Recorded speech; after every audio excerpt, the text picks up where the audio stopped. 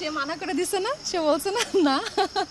আমাদের এখনো সেটে দেখা যায় যে কাজ করতে করতে যেরকম হাসি ঠাট্টা খুনছুটি হয় তেমনি ঝগড়াও লেগে যায়। ছোট পর্দায় তো অনেক বেশি দেখেছি, সো বড় পর্দায় আসলে কীরকম হবে আই ডোন্ট নো।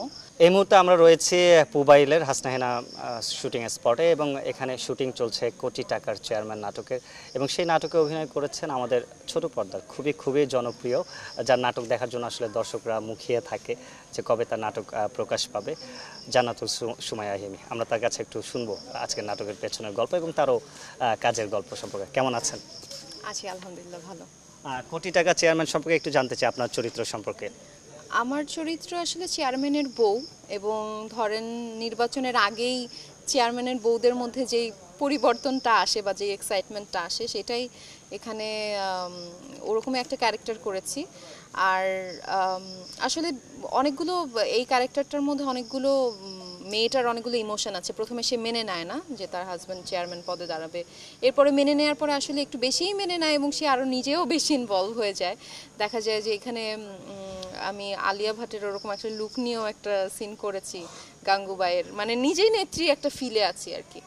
সো পুরো নাটকটা একটু গরমের মধ্যে কাজ করতে কষ্ট হয়ে যাচ্ছে, বাট আমার মনে হয় ইটস গানা বি একটা ইটস এ গুড মেসেজও আছে, আবার একটু কমেডি কন্টেন্ট আর কি। আপনার সাথে সচরাচরের মতোই জুটি বাঁধতে আমরা দেখব নিলয় আলমগীরকে, এবং দুজনের জুটি এই যে এতদিন ধরে দীর্ঘ সময় ধরে দর্শকদের বিনোদন দিয়ে আসছেন, দর্শকরাও গ্রহণ করেছে, ছোট পর্দার সব থেকে জনপ্রিয় জুটি বলা যায় আপনাদের দুজনকে।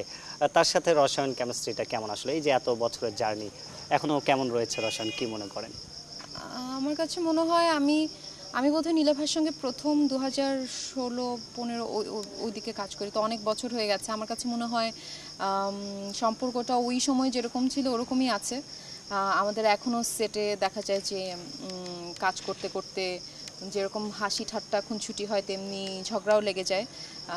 ঝগড়ার সিন করতে করতে যে আচ্ছা তুমি কেন লেট করে আসলা বা এই সেই, সো ইটস এ ভেরি মানে স্পন্টিনিয়াস থাকে আমরা সবসময়। এবং আমার কাছে মনে হয় যে নীলাভা অনেক বেশি কাজের ক্ষেত্রে ডেডিকেটেড হওয়ার কারণে আমি কাজ নিয়েই আমার সাথে তার বেশি কথা হয়।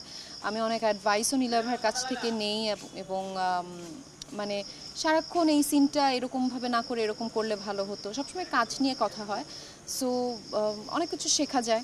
আর যেহেতু নীলা ভাই আমার অনেক সিনিয়র, সো তার মিডিয়াতে পথ চলা অনেক বড়, সো আমি অনেক কিছু শিখতে পারি, অনেক গাইডেন্স নিতে পারি তার থেকে।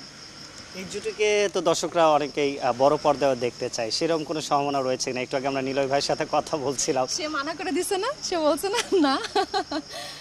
আপনি কনভিন্স করতে পারেন না, আমি কখনোই আমি কনভিন্স করতে পারবো না, বাট আমার কাছে মনে হয় যে ছোট পর্দায় তো অনেক বেশি দেখেছি, সো বড় পর্দায় আসলে কীরকম হবে আই ডোন্ট নো। আর পার্সোনালি আমার যেরকম বড় পর্দা নিয়ে ফ্যাসিনেশন না ঠিক আমি বলবো না, বাট আমার মনে হয় যে আচ্ছা যখন আমি কোনো ফিল্ম দেখি তখন মনে হয় আচ্ছা এই ক্যারেক্টারটা হয়তো আমি প্লে করতে পারতাম, বা এই ক্যারেক্টারটা আমার খুব পছন্দ হয়েছে, এরকম হয় আমার ক্ষেত্রে। সো লাইফের একটা মোমেন্টে গিয়ে হয়তো সিনেমা নিয়ে চিন্তা করব। আর নীলা ভাই তো প্রথম দিকে শুরুতেই সিনেমাতেই কাজ করেছে, সো তার হয়তো ইচ্ছাটা মোটামুটি পূরণ হয়েছে। আমি মাত্র একটা সিনেমা করেছিলাম ক্যারিয়ারের শুরুতে, সো আমার এখনো ইচ্ছা পুরোপুরি পূরণ হয় নাই, তো দেখা যাক সামনে কি হয়।